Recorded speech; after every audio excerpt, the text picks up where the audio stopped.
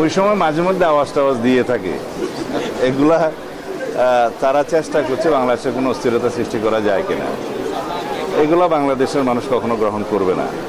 যারা গণহত্যা এবং মানবতা বিরোধী অপরাধের দায়ে দায়ী, যে জন্য তাদের কোনো অনুশোচনা নাই, বাংলাদেশের মানুষের সামনে ক্ষমা প্রার্থনা করে নাই, তাদের কোনো রাজনীতি বাংলাদেশের মানুষ এলাও করবে না কখনো।